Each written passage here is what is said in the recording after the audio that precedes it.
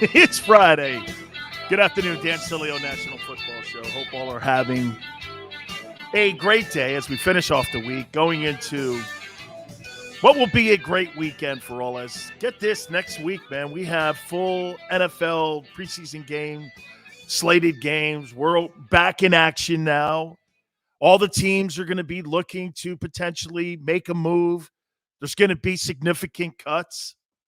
College football is right around the corner. I got to think we're like within 35 days from the start of college football as well, Labor Day weekend. I mean, it's crazy, right? So we are here. Last night, it actually kicked off a little bit here with Steelers and Cowboys at the Hall of Fame game. And it was really great to see all the Hall of Famers. Peyton Manning was spectacular. Troy Aikman, Joe Buck. There was Jimmy Johnson and Jerry Jones. That was really a great story. I'm going to get to that here in a minute. And it really did, signify the beginning of the 2021 season last night. Wasn't it great also to see all the fans in the stands last night? I thought that was great, man. I mean, I'm looking forward to it this coming fall for both college and pro. One thing that we missed out a lot was not having the passion of the fans, especially in the first half of the season. We got a chance to see some fans at the Super Bowl and some fans towards the end of the season, but man, there's nothing like football when you have a full house, people screaming, great atmosphere, great environment, especially in the college game. So it's going to be great to see all that this coming fall. And here it was last night starting off. Real quick, before I get into typical overreaction by a particular fan base and stupid media people. This is all with the Eagles and Deshaun Watson. I'll get to that here in a minute, but I thought that was pretty dope last night, having Jerry Jones basically say that Jimmy Johnson is going into the Dallas Cowboys Ring of Honor. And I thought there was something that people kind of glossed over when Jerry was asked a question by, the guy sitting there on the desk. He says, yes, we'll be in the Ring of Honor. I'm wondering if he's going to put himself also in the Ring of Honor at the same time that Jimmy Johnson goes in. Coach was awesome. He's like, while I'm alive, that was all good. And, then Troy really kind of put a bow on it, saying this is all we ever wanted as players is to see you guys back doing something like this together. There was too much of a friendship there. There's too much of a long-lasting relationship that they had. I mean, those guys were friends for over 50 years. I mean, tight friends. And it was clearly fractured over what went on. Get this, over success. It shows you, man, it doesn't take failure to break up a marriage. You can have success and break a marriage up. Those guys had that thing humming on all cylinders. By the way, if you were to tell me how Jimmy's dynasty would have matched up against Belichick's dynasty, I would have told you Jimmy probably would have had younger players all the time, and they would have won 5, 6, 7 Super Bowls as well. Remember, I told you this the last couple of days. That team that Jimmy built in Dallas was the youngest football team in the NFL at the time. And they were coming off their second Super Bowl win in consecutive years, only the seventh team to go back-to-back. There's only 7 of these things, and Jimmy's team was one of them. And they ended up winning 3 and 5 years with Jimmy's guys. That team was set up for really a long time, and there was a great foundation, but the foundation ended up eroding. Why? Because there was no maintenance done on the building. And when you're not doing maintenance by replacing, great players with great players, replacing great coaches with great coaches, it's going to erode, and that's what happened. And that's why the last 25 years, Jerry's only had 3 wins in the postseason. Think of that for a minute. As general manager of that football team, since Jimmy left, he's had 3 wins in the postseason. That's not a way to get it done, is it? Anyway, like I said, to come back full circle, I can't wait to hear Jimmy's speech on Saturday. My coach is a Pro Football Hall of Famer. Really cool. All right. Exactly what I expected yesterday from the media people and also certain publications when it came to the Deshaun Watson Eagles story. Now, just to recap, we tweeted out that there was conversations with the Texans and the Eagles between Nick Caserio and Howie Roseman that there was a package on the table. What would it take? A preliminary package was on the table. 2 ones, Devontae Smith, maybe another player. Personally, what's on the table now, it's not going to be enough. So in typical knee-jerk reaction, you had everybody in the media and you had everyone who, for whatever reason, has fallen in love with a player that they've never seen play one NFL down yet, saying that this was a horrible deal. Sileo, you don't know what you're talking about. As I say that to you, I will always remind you, scoreboard, bitches. The people that come on this program are the people that make those decisions. You think I talk to .com podcast nobody? You don't see people like that on our program. Johnny Smith, third writer for the Allentown News. I don't do that. I get the guys on that go thumbs up, thumbs down, like Caesar. I get the coaches on. I get owners on, like Stephen Jones. Those are people that come on my program. Not Johnny Podcaster guy going, he doesn't know anything and everybody else is lying but you. No, dude. I told you this yesterday. I'm not a journalist. I'm a guy that just has great connections and friends in the NFL. And if you don't like it, keep watching the show. Thank you, 4 to 6 Eastern, each and every single day. And I know you do. Because there's no way on the planet you get those people that we get on right there in the corner. You don't get those guys out. This show does right there. That baby does right there. We're going to get Nick Sirianni on. Okay? I guarantee you, potty guy. That's what I'm going to start calling these guys. Pottycaster guy. Because all they do is spew crap and throw shade on everyone else. And I'm going to tell you why they're doing that. And I'm going to tell you why people like Mike Florio or other people are starting to downsize this story and maybe even try to send it in a different direction. Why do you think that is? It's called accessibility. Remember where we are now, friends? So when somebody throws something out that there's a potential deal for Deshaun Watson, you got guys in training camp right now that you haven't even evaluated after the first exhibition game. You don't want that thing gathering steam and starting to roll downhill for you before you got players coming to the GM's office. What you're hearing Florio and some of these other guys do, there's been no contact. Really? You think for a player like that, I want you to take a look at how obnoxious that is, that anybody, the big league went after, is it big league or big lead? Or no leads? That's that website's new name. The No Lead. Put my name in a conversation of like absurd tweets.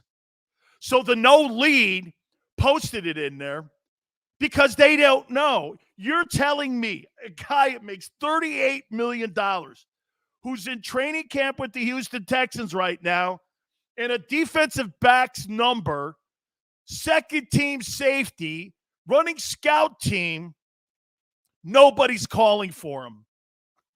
Oh my. Who in their right mind would think that? And by the way, he's taken no snaps.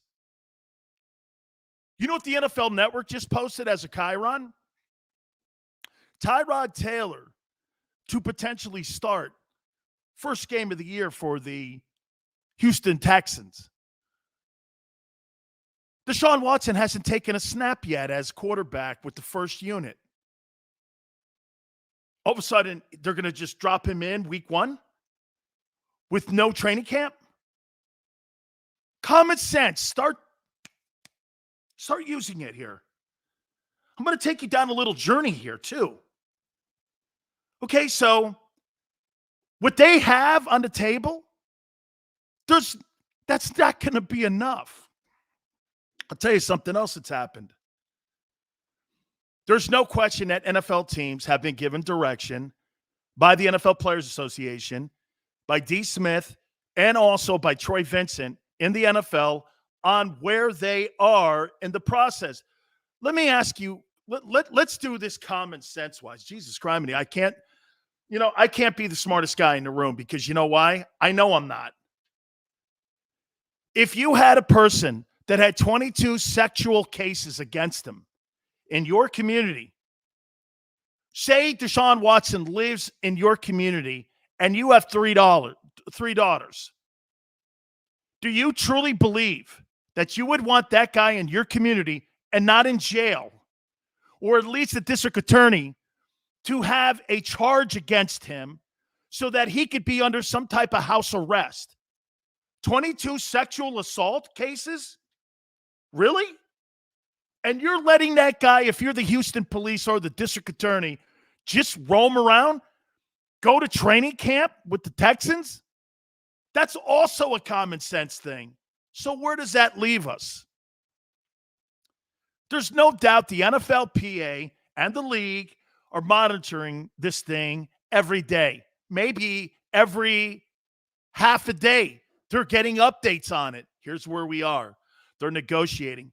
Don't you think anybody around the league that calls the league, like an owner, hey, if you're Cal McNair, the owner of the Texans, and you're wanting to move him, don't you think you want it out there that here's where we are? The cases aren't going to be heard until next spring. Many of the cases are being resolved as we speak. There's some of these cases where, get this, I don't know how this is possible. Deshaun didn't even meet the masseuse. He didn't even meet him. I guess it was just trash talking on Instagram. Hello, Ben Simmons. Right? So some of these people he didn't even meet. It was like sexting. Yeah, that's what I heard this morning. It was like some of these are sexting. And they're trying to get rid of these. Let me just say this to you about Philly, too. You took Michael Vick in. You didn't have a problem with that. And if these cases aren't criminal, I don't know what you're talking about here. Right? You had Vick in a uniform, and everybody was cheering his ass. They loved the guy. That guy murdered dogs, man. Everyone looked over that. That was cool. Hey, I'm a Vick fan. I like Michael Vick. I hate what he did. I could separate the two. Because you know why? He's not my best friend. He's a guy that plays on a team in the league. That's all he is to me. These guys aren't your friends. You make them your friends. Relax here. Michael Vick's a bad guy. Who cares? What's that got to do with you? Well, I'm on my team. Oh, Jesus, criminy. Whoever the league will put on these teams that is legally able to play, they will. Fall in love with a guy. Are you kidding me? Well, don't you want character on your team? Character's played out all the time in people's lives. Not everybody's a perfect person, okay? I don't know their story, and I don't want to know their story. That's like me wanting to know who SpongeBob is. Hey, SpongeBob, man, that guy's really a great cartoon. One of the best cartoons I've ever seen. My boy Cal even likes him. SpongeBob, hey, Teletubbies too, man. Them dudes are athletes and actors and actresses, bro. They're all the same to me. I could care less unless I know them. People go, you know The Rock. Yeah, well, I know The Rock personally. We're boys. We're Kane's brothers. Yeah, there's a difference there. Lex Luger, okay? That guy was a Kane. I know these guys. They're friends of mine. I don't know Brett Favre. What about Brett doing that thing with, the ring and the showing his crank and all that? I don't care. If he got off, I'm not bringing him over to my house for dinner with my daughter. Why are people doing that on the internet? You have no facts yet. Because trust me, if the league had facts, he'd be on the commissioner's exempt list. You're not going to let that story get too out. You think the league is just doing this and the Texans are doing this? Watch. I don't know. Let's see if it plays out, and we'll just let it go the way it is. That's not what's going on here. That's why other teams have made calls. But now, get this. brakes have been pushed. Why? Because you're going into the first exhibition weekend. That's next weekend. And you want to get an assessment of your guys. Trust me, the Miami Dolphins right now are on pins and needles because they know teams are hawking the Texans to try to get that guy pried away from them. The Dolphins want him. And actually, Deshaun from the South wants the Dolphins. I'm not necessarily saying that he wants Carolina. I don't know. One of the richest owners in the league is in Carolina. Matt Rule's not a bad coach, but I don't know who he is yet. So all of this is playing out behind the scenes here. But you got dumbass fan and dumbass potty guy. Hey, man, dude, do you really believe any reports that anytime a story comes out, Adam Schefter lied about the Packers and Aaron Rodgers having a rift on draft night? He admitted it. Don't go by everything people say there, because sometimes agents and who else? GMs want stories to get out, and they want a narrative to build. They can, if they can get a narrative going that hurts or helps a client, maybe it drops the price. Know this. If you were the Eagles right now, do you want a little bit more dirt being brought out on Deshaun Watson? To a point. Because if you're the Texans, you don't want any more noise. But if you're a team that doesn't have quite the assets that the Dolphins have, are you doing this? Hey, man, maybe a little bit of the story getting out won't hurt. Drop the value. That's Howie Roseman how to drop value in a player. He's a professional at it. Okay? I mean, that's how they're thinking. Can I get this guy on a deal? You know that guy Joe Mixon, who broke that girl's jaw at Oklahoma, who was going to be like the top 15th pick in the draft when he came out? The Bengals got a first-round draft choice, either second or third. I think second. And they didn't have to pay the giant signing bonus money. They still drafted him, brought him in. This guy broke a girl's jaw. He was suspended for 1 year as a Sooner. Okay? Broke her jaw. And he just was rewarded this offseason with a new contract extension. How you doing? Yeah. Right? With a brand new contract extension. Talk to me about sexual assault cases. You can't prove it. That guy's playing. And he may be playing for your team this year. So keep an eye on this stuff. And trust me, the stuff on the internet right now, there's going to be a lot of things being bled out this weekend. Oh, we're not interested. There's no interest and no movement. Nobody's picking phone calls up. Yeah, because you know why? You don't want the guys in your own roster right now feeling the heat about potentially something coming down the pike. Common sense. Hello, use your brains. All right. Speaking of contract extensions, Josh Allen, $100 million. They done. I had heard, I thought it was up to 150, but I'm going to go by, I saw a couple reports, 100 million guaranteed. Whew. Boy, man, they love this guy. And when he came out of Wyoming, remember what the whole thing was with him? Remember them racist tweets? Something like 17 or 14. He wrote some stupid stuff as a kid. First thing he had to do was apologize to everyone in the locker room for being a Nimrod and, throwing these dumb racist tweets. Well, in the process, he just got $100 million today, guaranteed. What's the deal? 258? Jesus, criminy. Right? Look what the Bills did for him, though. The Bills consistently built around him. Think the Eagles built around Carson Wentz? Or do you think they were just kind of like feeling the love from winning the Super Bowl? They just said, I'll stand pat. You think they really added to continue to make that guy better? They had 2 snowflake wideouts. The team was still drinking from the Lombardi Trophy. Or here, better yet, how about that Josh Rosen dude who was drafted in the same? I think Josh Rosen is like a country club pro now. That guy's out of the league. I mean, he may be some backup somewhere in camp, or he may be like in Canada somewhere. I don't know. But Josh Rosen was taken ahead of this guy too, to boot. Stephon Diggs, they bring him in. They team him up with Sean McDermott, the head coach of the Bills. They keep adding O-line and components around. They make sure they're running the ball. And what's happened in the process? He's gotten better and better and better. So much so that even the Wentz and Goff deal, they went like this. No, he's our guy. Look what that does to the roster. And what does that send out to the rest of the league?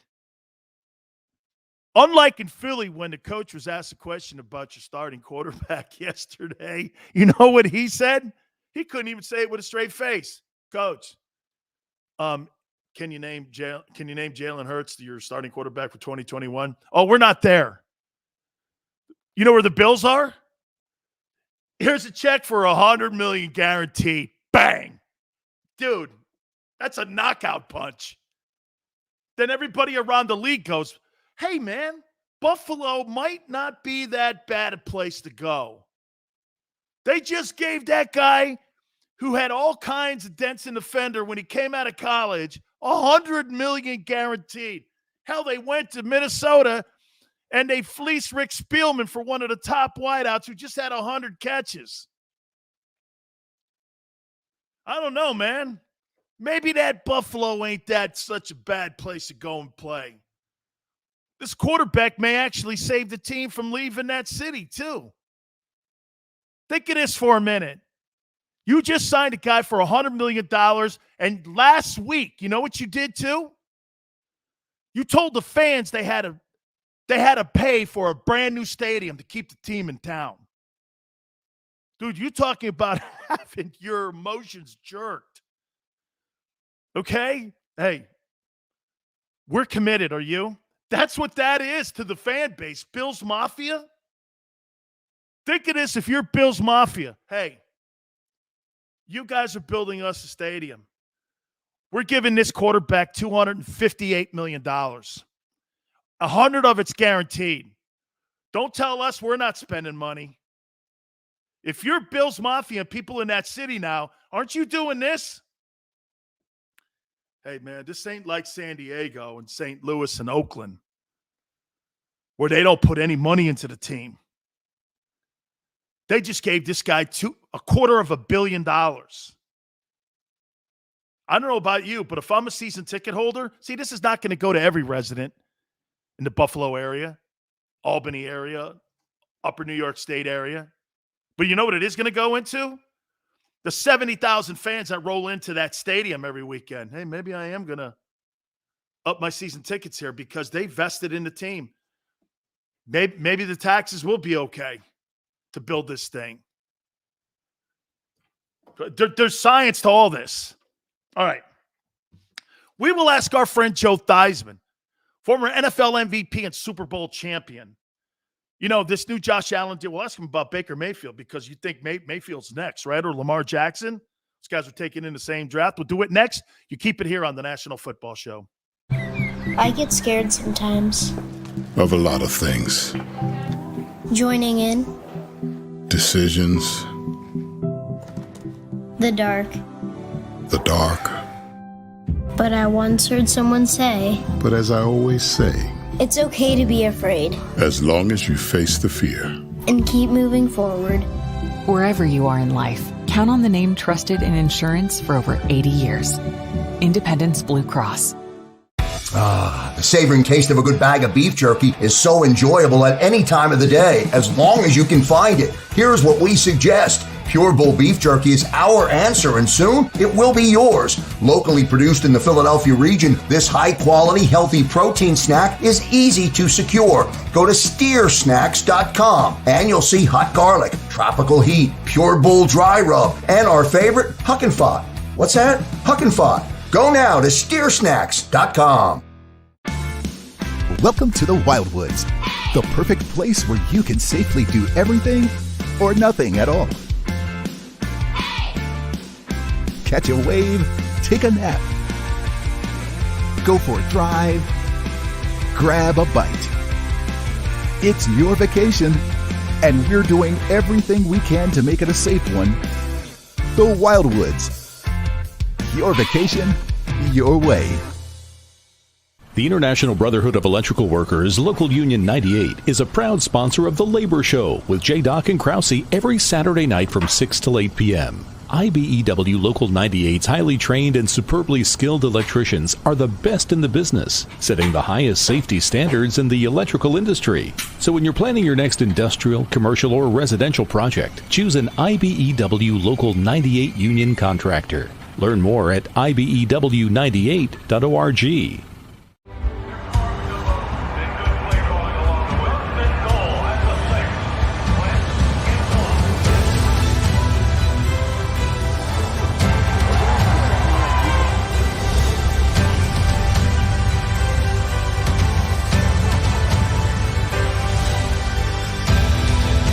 Field of life, First Trust Bank is there for you. 7 on 3. 1, 2, 3. Because Philadelphia dreams deserve a Philadelphia bank. This is a key. It's a family tree. It's a pair of wings. It's a secret handshake. And a ticket to anywhere in the world. It's more than a uniform.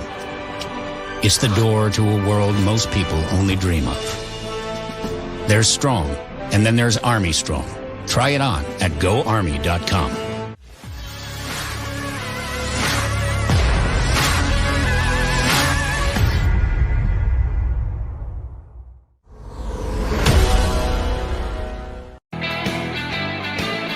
Welcome back to the National Football Show. Dan Sileo. I don't think this next guest of ours, he would never remember this because I don't think the Washington team was playing those games when he was there at the Yale Bowl when the Giants had to play at the Yale Bowl. My uncle was the general manager of the Giants. His name is Andy Robustelli, and I'm not sure because Joe, I think he went first to Canada from Notre Dame. I think he went up there, then he came down, and then if I'm not mistaken, I think they could have had Jurgensen, Kilmer, and Theismann all in the same quarterback room. Am I right, Joe? Is that right? All three First of all, hello, Dan. How are you? Hello, Joe. I have so much. We don't even say anything, and I start laughing. I just have so much fun with you. Actually, I did play in the Yale Bowl. As a matter of fact, we played the Giants in the Yale Bowl, and I'll never forget this. I started my career as a punt returner in the NFL. Speedy Duncan was our punt returner. We played the Giants up there, and he needed 15 yards to set a record. And for some reason, after one punt return, they didn't put him back on the field. And I remember very distinctly, I remember playing in the Yale Bowl. Yes, I do. Yeah, you know what was fun about that? That's where I met Bruce Allen, and I'm setting cones up in the end zone. Bruce's kid, or George Allen's kid, setting up the cones in the end zone there. We became friends over all these years, and every time I call the Giants, and I go, yeah, no, I'm friends with Bruce Allen. They're like this. Don't ever say this again to me about anybody in Washington. As long as you ever live. Find another reference. Yeah, he goes like this because Ray Hadley's like their PR guy, right? And Ray's like this. Don't ever bring Washington guys up. All right, Joe, let's get into some of the stuff that's going on here. So today, Josh Allen gets his $100 million in contract extension. And boy, I'll tell you something. For a kid with a lot of, comments that said that work needed to be done when he came out of Wyoming. Are you shocked where he is in his progression and how well Sean McDermott has developed him? No, not at all. As a matter of fact, it's a credit to the coaching staff and to Josh, the amount of work and time he put in to make himself a better quarterback. He was really a gunslinger coming out of Wyoming. I mean, that's the way I would have described him. Big kid, strong kid, throw it all over the place. Sometimes he knew where it would go. Sometimes he didn't. but he's really refined his game to a point right now, and they've added some weapons around him. Stephon has really made a difference, I think, on that football team for him, as Tariq does for Patrick. And these are the numbers we're seeing. I'm not the least bit shocked. Am I envious? Heck yeah. But I'm not. I think it's great. I really do. I look at these guys and I go, man, get it while you can. 150 million, 250, 6 years. He's going to be a Buffalo Bill. He's proven, the big thing to me when you get these kind of contracts is he's proven, Dan, that he has the ability to stay healthy enough to continue to help this football team win. If he was a guy who played and got hurt, and I'm thinking of one guy in particular who's struggling with that, and that's Carson Wentz. Carson had a big payday. Carson's had trouble getting on the field for the last couple of years after he got hurt, scoring a touchdown. So to me, to be able to stay on the field and get better and practice, and I say this to young guys all the time, you have to be able to practice and play if you want to get better at this game. And Josh has done that. So I'm happy for him. I guarantee you there are a lot of other quarterbacks in the National Football League that are going, yeah, Josh, go get it. Because now you set another bar for us. Absolutely. Lamar Jackson probably going, well, awesome move here. You mentioned Carson Wentz, and we had Frank Reich on with us a couple months ago, Joe, and they were so excited to get him in the room. You can work on mechanics. You can work on throwing deep passes. You can do all the things to improve your skill set. But the one thing you can't get around is if you're injury hurt, if you've got an injury list on you, concussions, ribs, MCL, ACL, now a foot injury. If you're Chris Ballard, the general manager of the Colts, aren't you doing what John Lynch did last year and maybe Kyle Shanahan? We love this guy. We want him to be here. But, Joe, you got to evaluate the position. Can this guy get through a 16-game schedule? It's exactly the question they have to be asking themselves. Certainly Carson wants to. The want is there. I felt like going to Indianapolis was such a breath of fresh air for him. Boy, I said that this year Carson Wentz is going to be last year's or 2 years ago's version of Ryan Tannehill. Remember, everybody talked about Ryan. Oh, it was a disaster in Miami. Couldn't play, converted wide receiver, yada, yada, yada. Goes to Tennessee, game away from the Super Bowl. Had a really solid year a year ago. So he's in a different kind of an offense, a different style of offense. And Frank is, it's similar for him, but the people around him are a little different. So I thought this was going to be one of those really great opportunities for him. But once again, I think he's down now for what? 6-7 weeks, which will take him into the first month of the season, and he'll miss all that time practicing. I hope he can come back this year, finish the season. And I know they're talking about Nick Foles and, what about bringing in? Listen, you bring in a quarterback to quarterback your football team. Forget about personalities. Forget about guys liking one another. It's not a question of like and dislike in this business. It's a question of respecting the people that get the job done. That's what this business is all about. So whomever they bring in to play quarterback or whomever they have play quarterback, hopefully it'll be enough until Carson can get back on the field and do the things that Frank feels like he can do. It's a perfect fit for him. I think, Joe, it comes just to being an honest organization, too. If you're going to talk to one of these guys that you're going to bring in, instead of leading them astray on what potentially could happen to them, where you're going to be this, that, hey, you're coming in here as a substitute teacher. If it's Phillip Rivers, maybe that's the route. Maybe they make a trade for Nick Foles. There's a familiarity with the offense. I don't know. I'll throw an outlier out. Maybe you call Drew Brees. Anybody that could sit there and take. Drew's going to hang up. Yeah, I'll tell you what, though, Joe, you're hanging up for $1 million. Wait a minute, Joe. You're hanging up for $1.5 million a day or a game? I don't know. Yeah, he just, Drew, I think, first of all, I think that shoulder gave him an issue at the end of last year. You're right. So how healthy, again, here's your question. You're trying to replace a guy with somebody that has a guy, as far as a question goes, about throwing. I think that would not be a likely choice. Phillip could be certainly an alternative coming back.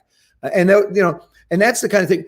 And also, you get somebody out there that plays well. Now, Carson, they want Carson to be the quarterback, understandably. But you get somebody that plays well, you have the Colin Kaepernick, Alex Smith scenario all over again, like we had in San Francisco. Alex was the quarterback. He got hurt. Colin went in, did well. Alex is gone. And so, I think what we've done here is we've put in capital letters, you have to figure out a way to stay healthy if you want to play in this league for any length of time. Absolutely. Let me get over to Philadelphia now. What'd you make of, like, and I'll paraphrase what Nick Sirianni said yesterday, and it kind of carried over a little bit today, the head coach of the Eagles. Joey's like, he was pressed a little bit on Jalen Hurts, and, Joe Flacco's in the building. He's won a Super Bowl. I'm not suggesting he's going to be the opening day starter for the Eagles. However, Sirianni was like, Coach, are you ready to name Jalen Hurts your starting quarterback? And I'll cut it short. He says, I'm not there yet. I mean, that's why the Deshaun Watson comments and that talk is kicked up. You think they're truly looking at that position and around the league right now? Jimmy Garoppolo, are they trying to upgrade that position? Are they comfortable with Hurts? How do you see the quarterback situation in Philly? Well, based upon the game against Washington last year, you'd have to say no, they're not comfortable with Jalen Hurts. Of course, I know it was a different coaching staff, but Jalen's going to have to show something in training camp. I went through this with Joe Gibbs, Dan. New broom sweep clean. Coaches want their own. What they have right now, they may look at Jalen and say, okay, we'll live with him for a year, but we're going to go get somebody else. If we need to, we can play Joe. Joe hasn't played a lot of football in the last 2-3 years. So is this an option for you going forward? No. Jalen for them has to be the answer, or else they're going to have to go shopping and look someplace else. I don't think it's going to be Jimmy. I doubt if Kyle and John would get rid of Jimmy out in San Francisco. I mean, he got him he got him to the Super Bowl. He did the right kind of thing. Now the question is, what do you put around him? They had a terrific defense. They had a great controlled passing game, terrific running game. Are you going to be able to do that in Philadelphia? Philadelphia is retooling right now. I mean, when you look at this football team, where if you were to say the Eagles are strong, where would you say it is? I wouldn't know where. That's the problem. You really have nothing to hang your hat on. Now, in Washington, let's say, you look at Washington and go, where do you think the strength of this football team lies? Well, you got 4 defense. You got number ones up front. Yep. So you'd have to say on the defense is where they're strong now, gotten better in other areas. But I think this is critical for Jalen to be able to go out and play. I mean, I like him as a great competitor, but at the quarterback position, there's question marks. He needs to play enough football so that they can evaluate him honestly. If I was in Philadelphia, he would be my starting quarterback, unless he just looked so bad in camp that I couldn't go anyplace else. I would start him, give him a chance to play a game after game after game after game. I think the Eagles are, you're looking to move forward. You're not looking I don't think you should be looking to the top of the mountain right now. I think you should be looking to progress forward. Young staff, new staff, young group of guys. I would give him a chance to prove to me he can be the player. I went through this with Joe Gibbs. We were 0-5, Dan, in 1981, Joe's first year. He was going to bench me. I went to his house and I sat down with him. And I said, we're not on the same page. Tell me what I need to do. And we had an honest, fair conversation. He felt like I was involved in a lot of things in the Washington area, which I was. Radio shows, TV shows. Heck, I owned the team newspaper at one point. So, I mean, not that it mattered. I still got bad press in my own newspaper. But it's just crazy. But you have to fight for that's one of 32 positions in the world. There are more heads of states. There are more billionaires. There are more of almost anything except starting quarterbacks in the National Football League. It is a rare, unique fraternity that you get a chance to be a part of. And that's got to be important. Now, if you don't have the skill set to play, that's another thing. But you're not going to find that out in such a sample size. Joe, you mentioned Washington. I mean, what's the plan? I mean, look, I love Ryan Fitzpatrick. I think he's watch this. I think he's a good transition guy. No, absolutely zero disrespect to the career that he's put together. He's played 17 years. I mean, he's thrown for a boatload of yards. He's been on 9, 10 different teams. I don't know. 9. Okay, 9. I'm not throwing shade on the guy, but that's not the future there. Where are we going in Washington at the quarterback spot? Anytime any of these big quarterbacks, Joe, the names are being thrown around, I never hear Washington being involved. I think Washington is they had other areas of this football team that they wanted to get better at. They wanted to get better at the wide receiver position. They wanted to add speed. So they brought in Curtis Samuels.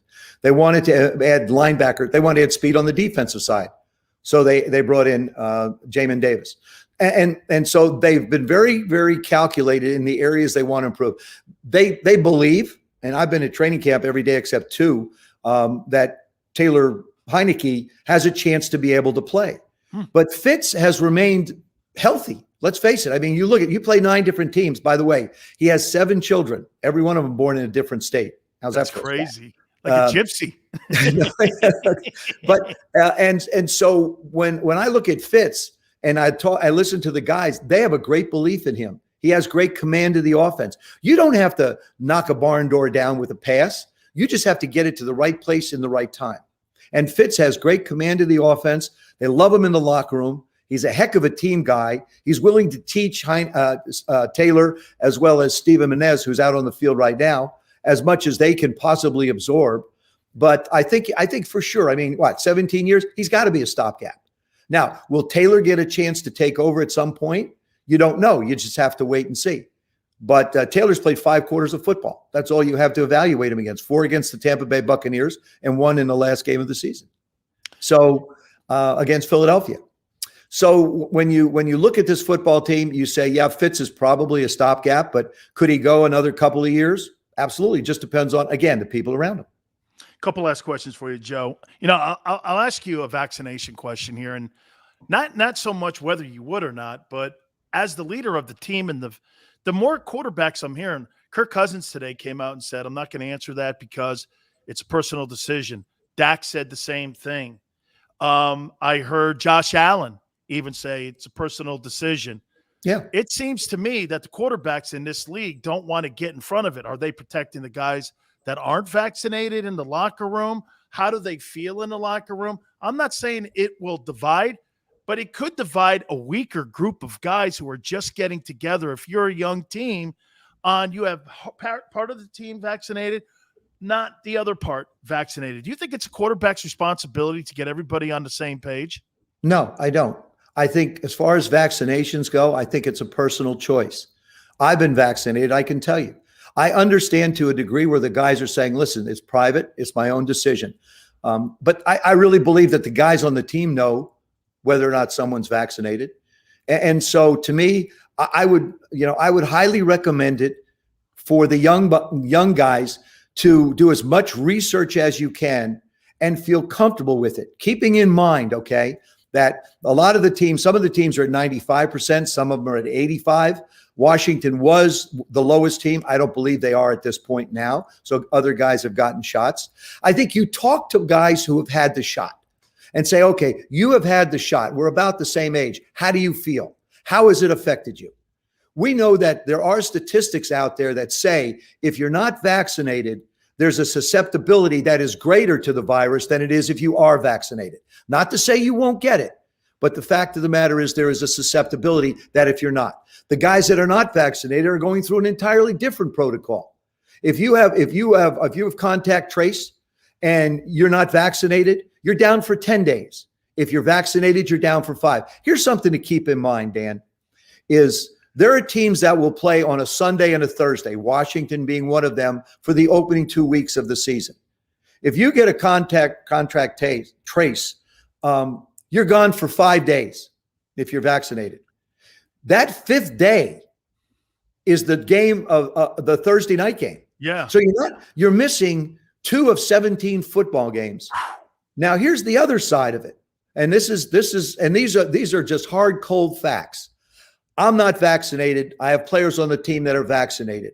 We reached that terrible point in the season where the league says we can't reschedule your game.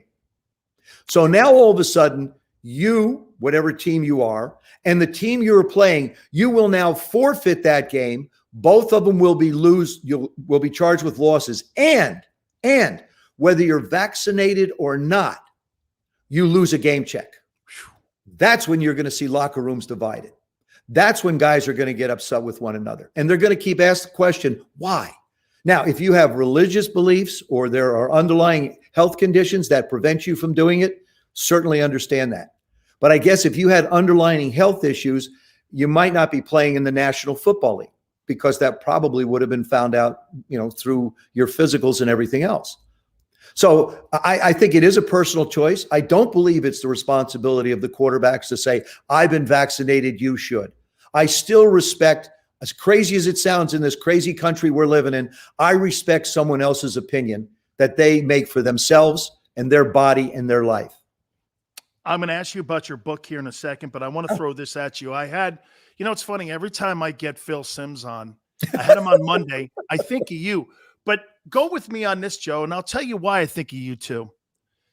You two guys played inside, and I don't think the average football fan understands this because I'm friends with Mark Bavaro, and I think Mark Bavaro is a Hall of Fame tight end, but it was a different type of tight end in what he was asked to do in that offense. He was a run blocker. He was a third down seam guy. He moved the sticks. You couldn't name me really a great wide receiver that were on those Giant Super Bowl teams. I mean, Bavaro was the guy.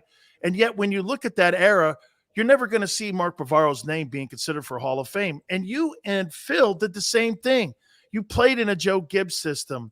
He played in a Parcells system. Yeah. I mean, I look at you two guys as Hall of Fame. And, the Hall of Fame is this week. You're a former MVP. You have 2 NFC championship rings. You have a Super Bowl championship.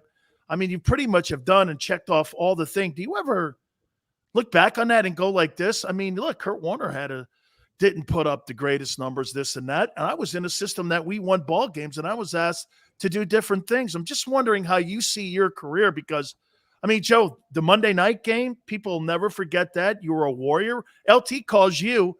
He says one of the most grittiest and greatest players he's ever played against and toughest guys I ever played against. When LT says that, I'm like, I have nothing but respect for LT when he says stuff like that. Just how do you feel? Well, Dan, I appreciate you asking. First of all, this is Hall of Fame weekend. I'm on my way to Canton, by the way. My old high school wide receiver, Drew Pearson, is going in, and I'm going there to honor him, to let him know that he has done something great for everybody from South River, New Jersey. And I want to be there and have the opportunity. I know Roger is introducing him, and it's just wonderful that every guy that's gone in, every member of the Hall of Fame has certainly earned the right to be there. It's not our choice as players to say I should or should not be there. That's an evaluation made by someone else. I look at it this way. I wanted to do everything I could to help our football team win and win championships and win on a daily basis. I wanted to be a good teammate. I wanted to be somebody that they could look at and say, I can count on this guy. All of the awards that come after that are people's opinion of you. And I respect and appreciate every award I've ever gotten. I thank those people that have been around me. I thank the teammates I played with, the coaches I played with. The Hall of Fame is such a great honor. It would be fabulous to be considered or enter the Hall, but that's not something that I think about. I think about the guys that have gone in, and I look at their careers and I think, wow, you know what, Dan? I had a chance to play against a lot of Hall of Famers, and that is one heck of a neat thing to have happen. Would you rather have the ring or the Hall of Fame ring? I hate you. I really do. I hate you. I mean, the Super Bowl ring is very unique because there's a group of guys that work through an entire year to get there. The Hall of Fame ring honors you for what your accomplishments were over an extended career. So I think both of them have great value. Would I rather have one or the other? No, I'd rather have both, but that's not going to happen. Okay. But I'm fine with that. I really am. But it's, they're sort of two different sets of circumstances. You should run for the mayor of Newark. All right, let's get into the book. No, I don't. Listen, what's going on with mayors and governors right now, I don't want any part of anything, okay? Fair enough. Joe, let me know about the book here. What's this? Yes, I mean, you text me. I'm honored to get one too. I'm going to be sending you one. Please, tell me a little bit about it. Give us a little bit of a synopsis on it. Well, the book is called How to Be a Champion Every Day. It's available on Amazon. And actually, one of the most difficult things I've ever done in my life is I actually did the audio for the book. It's available on audio as well. And I didn't realize how hard it was to be able to sit down and read the words that you have written. I'm a Jersey guy, so I cut everything short. I sometimes slur my S's. The plurals don't always come out the way they should, but I had to be very concise with this. It talks about goals and attitudes and opportunities and customer service and teamwork and motivation. And it's based off the presentations that I do. But what I really done is I tried to take the things that I've learned in the world of sports, the world of business, and my own life, and put them into the book and show how each of those areas parallel one another as we try to move forward in our lives. I believe everybody's a champion out there. You're a champion in one way or another. It doesn't have to be on an athletic field. It doesn't have to be in an office. It's with your family. It's an individual accomplishment. And General Colin Powell, for example, helped me with some stuff on leadership. So it's not all my thoughts, and it's not a how-to book. It's suggestions that you can look at and say, maybe this works for my life. Maybe it doesn't make sense for my life. And it's only 162 pages. I dedicate it to the men and women of service that protect our country because I love them and appreciate them so much. And the last part of the book is something that Derek Jeter, I think, started this with a letter to my younger self. And I closed the book with that specifically because I think of all of us out there, take yourself. If you could sit down and write a letter to your younger self, what would you tell yourself? Be smarter. Well, just a full letter. That's one of the things, but maybe appreciate more things, Joe, that, when you and I had our heads down, we never looked up and looked around the room. That's one thing that I've learned from Jimmy this week is that I wish I would have looked up and we could have maybe celebrated a little more some of the things that we did because we were just so focused. Yeah. And that's why I did it. It was a letter. I wrote a letter to my younger self. Of maybe I wouldn't have thrown that pass in Super Bowl 18. Maybe I would have overridden the coach on that call because I didn't like it anyway. Maybe I wouldn't have punted against the Bears and had a 1-yard record-holding average. Listen, my life has been so much fun. I look back on the things that I've more than anything, the people, because life's about people. The people I've had a chance to share experiences with has just been unbelievable. But then some of the opportunities that I've had to be able to travel around the world, to be able to meet people of distinction and to be able to learn. And this is the one thing in the book that I really try and stress is that the day you stop learning is the day you stop living. I think, as we have this conversation, I learn from you and hopefully I impart some information that makes people understand a little bit more about themselves or about their team or about me, who knows? But I just think that every day we have an opportunity to get better and better at what we do. Finally here, who would you learn more from, Joe Gibbs or Air Parsegian? Oh, it's very different. I say this because I was so young. I mean, I was an 18-year-old kid in college. What do you know if you're an 18-year-old kid? Terry Hanratty told me to ask you that. Yeah, I bet he did. Terry is one of my dearest friends. Actually, I learned from Air Parsegian that coaches always know what you're doing, even though you don't think they're watching. Okay, I learned that from Air. He used to operate out of a tower. I ran a bad play one day. I looked up, he wasn't looking. Went in the huddle, broke the huddle, came out of the huddle. He said, "Joe, don't do that again." I'm thinking, how do you know? How did you didn't see me? What are you, a psychic or something? And then Coach Gibbs taught me so much. I mean, I owe so much to Joe and the entire coaching staff, Dan Henning and Jerry Rome, and the men that I had a chance that actually coached me. Joe Walton taught me the game of football. Joe Walton taught me about drops. He taught me that you can't settle for average. If you want to be great at this game, you need to work at it. You throw for 300 yards against a team that's not very good. That's not very good. You want to be able to set your sights and standards higher. Now, the thing about Coach Gibbs is I appreciated his attention to detail. I appreciated the fact that he had a way to do things, and we followed it. There wasn't any. I didn't sit there and go, "I don't like this. I don't like that." Every now and then he would say, "What do you think?" But that would happen very, very infrequently. So they were both wonderful men. I appreciated Jack Pardee. Jack was the one who gave me a chance to start. And of course, Coach Allen traded a number one for me. I became a number one pick in the National Football League in 1974 when George traded with the Dolphins for my rights. So, I mean, I owe an awful lot to all of them. And of course, Leo Cahill was my coach up in Canada. For anybody who's watching up in Canada, I love Toronto. I would have stayed, Dan. I would have just stayed there. Warren Moon said that to me a couple weeks ago on the show, that how much he really enjoyed it, but it was something he had to do, he felt. Yeah, I felt the same way. I mean, you want to come back and prove it to yourself. Yeah. That's really, that's really what it boils down to is can I do this? There's two things. Can I do it? I want to prove it to myself. And secondly, will I regret it if I don't? Right. That's the big thing. If you make a decision, right or wrong, you would have regretted probably not making the decision. God, your career, Joe. I mean, broadcasting, Monday Night Booth. I mean, the quarterback of a world champion team in Washington, D.C. I mean, no disrespect to the Tennessee Titans, but champions in Tennessee versus champions in Washington, D.C. I mean, you got Senators going. Let's go, Joe. That was in a very good week last week. So, hey, man, I can't tell you how I always appreciate you coming on and finding time for us. Thank you so much, Joe. I look forward to the book, and I look forward to promoting the book because, again, I learned a lesson from W. Clement Stone. When I was a young kid, I read The Think and Grow Rich by Napoleon Hill as well. And I read all those books, and I was a young guy, and I went, boy, this sounds like hocus pocus. But then when I got on a football field and I applied it, all those things that you said weren't billboard stuff any longer because they weren't gimmicks any longer. It really was about determination and hard work. You put it together, you're going to get it done. Perseverance always wins. Joe, I can't wait for the book. Thank you, my friend. And look where you are today, Dan, a multi-millionaire because of those books. Behind my bar.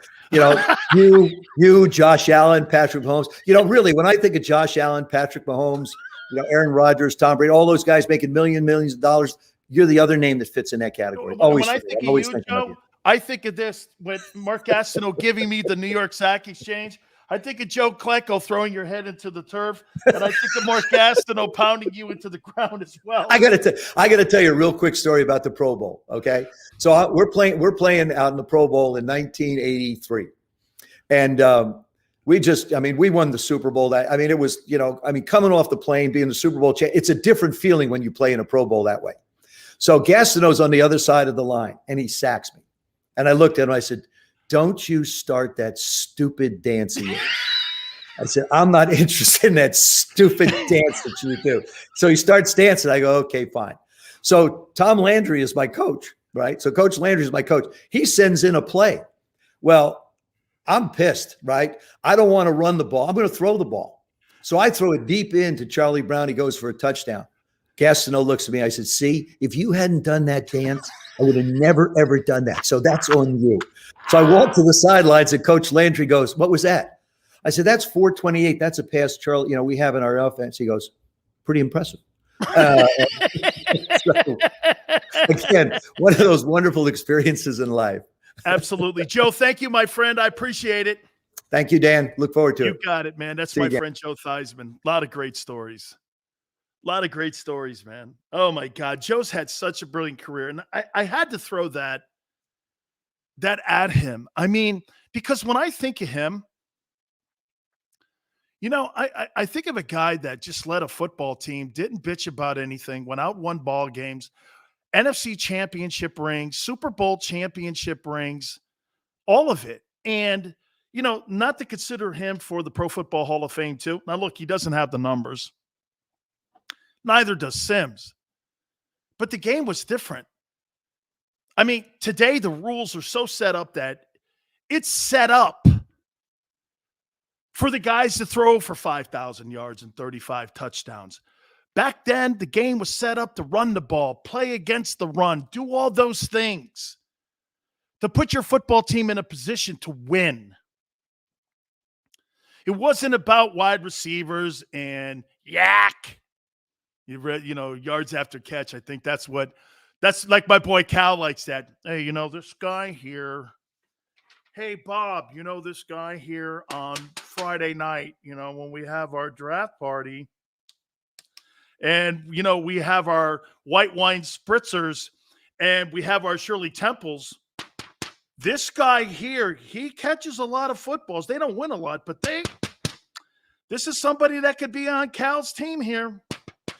Pass the white wine spritzer. That's it. And that wasn't how the game was. And again, I'm sounding like, "Oh man, get off my lawn, dude. I don't want to be that guy." But the game was different. Like if you look at Aikman's career, Aikman was a lot like Joe in that you played within a system, ran the ball with Riggins. John Riggins was a Hall of Fame running back that they had. Their almost entire offensive line was called the Hogs.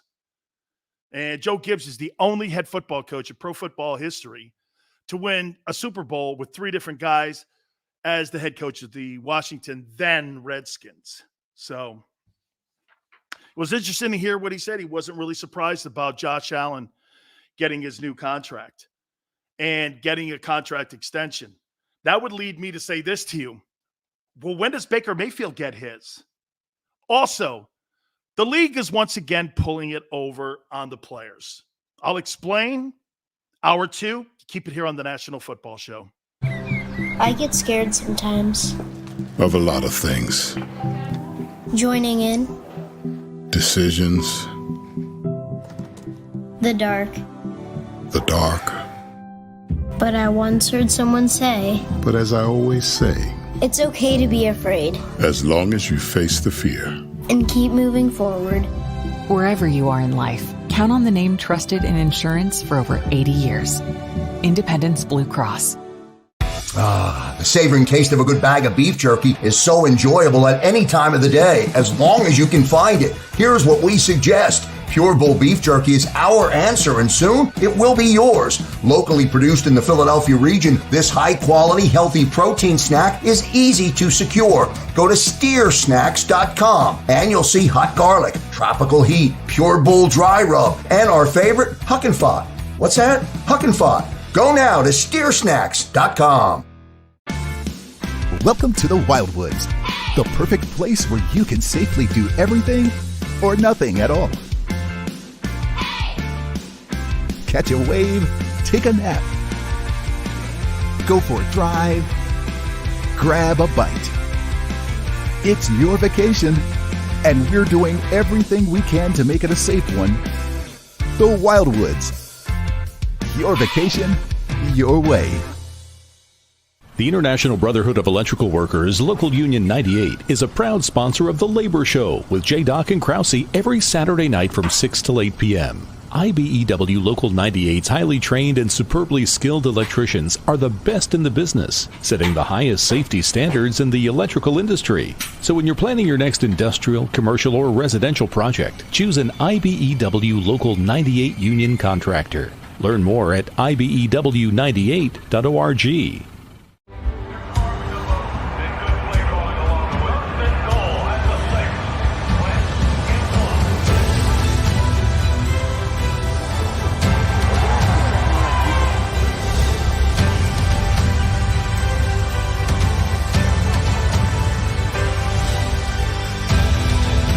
Field of life, First Trust Bank is there for you.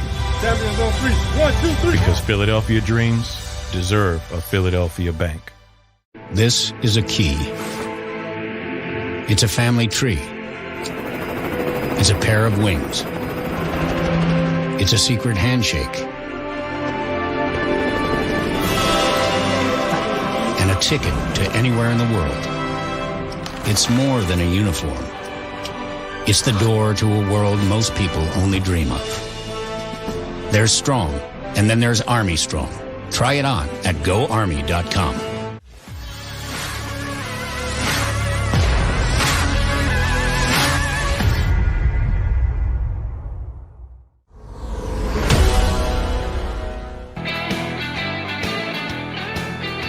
Hour 2, Dan Sileo. National Football Show. Appreciate you coming aboard. So RG3 is out of the league. 9 years. He now works for ESPN. Says he wants to play. Well, nobody wants you to play. That guy, with all the first rounders that were surrendered for him by Washington to pry him away from the Rams, he's out of the league. That is a colossal. Ryan Leaf is probably the biggest bust in NFL history. Okay? But boy, the amount of it's not just the first pick. I think that was the Andrew Luck draft, if I'm not mistaken. Okay, I think that was Andrew Luck, but I'm talking a first-round pick plus the assets to give it up. Boy, man, that is a boatload of trade picks to give up for that dude. Holy cow, now you work at ESPN. Oh, man. Hey, you could put that up there as one of the biggest colossal busts in the history of the league at the quarterback position is RG3. You know, people will say, they'll go like this to you. Well, he ended up getting hurt. Okay. Well, maybe it was that style of play that's not something that you want to invest in. And I would even throw this at you here. If you're the Baltimore Ravens, after what happened with Josh Allen today and him getting that $100 million guarantee, by the way, the 258, that looks good on a Chiron. The only thing I care about is $100 million that's guaranteed that's been given to him. If you're the Baltimore Ravens, and this, don't forget something, RG3 was the rookie of the year. And RG3 looked like he was going to be something in the league. You know, getting out in the perimeter. I think this guy was a world-class, hurdler, right? At Baylor. I mean, this guy was spectacular. Spectacular. And the amount of money that was invested today with $100 million, that's a lot. Hey, dude, that's a lot of faith. Okay? Especially, watch this. What happened in Philly and in Los Angeles with Jared Goff? The Bills went like this. I don't care what you guys think of those dudes. Obviously, we know now what you think of them. They're not in your building. That doesn't count here. We love this kid. We think this is somebody that we want to be the face of the team. And like I said, he may keep the Bills in Buffalo. You know, it's funny. Before I move on, I always said this. Can you imagine if Eli Manning had decided to stay in San Diego? Eli Manning may have kept the Chargers in San Diego. They may have won 2 Super Bowls in San Diego. Josh Allen may keep the Bills in Buffalo. Because I told you this scenario last hour. They went to you last weekend. How about this? They went to you last weekend and said, you're building a stadium. They come to you going into the weekend. We just gave this guy $100 million in guarantees. How you doing? It's pretty impressive. Buffalo saying, well, we're investing in our guys here. We want to win here. Now you give us a stadium, and we'll keep everything all cool. You're Bills Mafia. You're going, hey, man. Okay. Just think it's crazy. RG3 out of the league. Wow. All right. I'm going to get to Baker Mayfield here in a second, but, you know, I always have to make sure that you understand how the National Football League works and how the National Football League uses its media partners to throw propaganda out to make sure that you're confused or that you're following different stories. COVID has been, as a news story for the NFL, has been great. It's a great distraction for some of the things that go on behind the scenes here. I'm going to show you something here. I want you to explain this to me. So the league last year was crying and screaming about poverty because of the coronavirus, right? Local revenues were down. What was it? The Green Bay Packers just got through saying that they lost $33 million or $36 million a year ago because of home revenue. Local revenue wasn't there, even though the television network stroked him a $320 million check per team. Per team. Okay? You lost money locally. Just came out. They just said that every NFL team, get this, including the Jaguars, value of the teams as a whole were up 14%. The entire league's up 14%. Keep that number there. then why did they tell the players to take a 20% pay cut when it came to the salary cap? If the value is still going up, even during a pandemic, and your TV revenue is going up, so you put the coronavirus on the players? The NFL owners, their value and net wealth went up. You know those stadiums that you fund for them? Those stadiums that taxpayers' money comes out of your checks every month? Their net wealth went up. Why did they ask the players to take a pay cut? Salary caps were down. Players were jettisoned off teams. Guys were cut. Think of the guys that lost jobs because of that move. All the players that were cut because they had to get under the cap. It was over $200 million. This last year, it went down 25%. So the cap for the players goes down, but the net wealth of the owners goes up. What a racket. I mean, what a racket. And I'm supposed to sit here, bitch and moan, and then do this. Well, the owner wants a new stadium, so, you could take it out of my tax money. Do you understand every time there are wealth enhancement programs and you build these owners, these new stadiums, like that are being proposed in Buffalo, New York, and in Chicago, they want funded stadiums from taxpayers. Now get this. My boy Joey's saying Ponzi scheme. Boy, I'll tell you, man, you could connect the dots and say the same thing here. Absolutely. So wait, let me get this right. For 10 ball games, you need a brand new stadium. Oh, that's right. It's not about 10 games. It's about bringing college football into my building. Bowl games, tractor pulls, concerts, WWE, Republican and Democrat national conventions in general.